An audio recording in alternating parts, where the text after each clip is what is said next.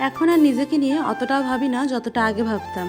এখন সব তো উপরওয়ালার কাছেই ছেড়ে দিয়েছি, যে যা হবে দেখা যাবে। আর এখন আছি আমি বাবার বাড়িতে।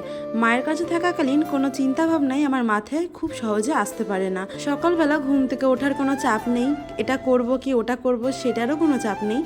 যেটা না করি সেটা মাই করে দেয়। মায়ের কাছে আসলে এই সুবিধাগুলো আমি অনেক পাই। আমাকে অনেক কিছু সম্মুখীন হতেই হয় না।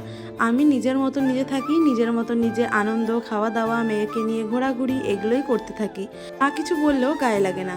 ভালো মন্দ যাই বলুক না কেন, কোনো কিছুই গায়ে লাগে না। কারণ সেটা তো আমার মা, তাই না? আর অন্য কেউ হলে আমার গায়ে চট করে লেগে যায় আর আমি ফট করে আগুন হয়ে যাই। যাই হোক, এটা আমার প্রবলেম নাকি সব মেয়েরই প্রবলেম সেটা কিন্তু অবশ্যই জানিয়ে যেও। ছোটবেলা থেকে বাবাকে খুব একটা পাইনি, কিন্তু মাকে খুব পেয়েছি। এর জন্যই মায়ের উপরে রাগ, ঝাল, জেদ, এটা নেব সেটা নেব, এটা করব সেটা করব, এটা লাগবে ওটা লাগবে, এইগুলো মায়ের উপরেই সব কিছু চাপিয়ে দিই আর কি। আর জানো তো, মা ছাড়াও আমার আরও দুজন প্রিয় মানুষ আছে। সেই দুজন আমার খুবই যত্ন নেয়, এমনকি খেয়াল রাখে কি করব না করব, কি লাগবে না লাগবে সেগুলোরও খেয়াল রাখে।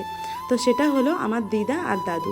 এরা দুজন আমার পরবর্তী প্রিয়জন বলতে পারো। ছোটবেলা থেকেই মা, দিদা, দাদু এদের তিনজনের অনেক ভালোবাসা পেয়েছি আর অনেক আদর যত্নও পেয়েছি।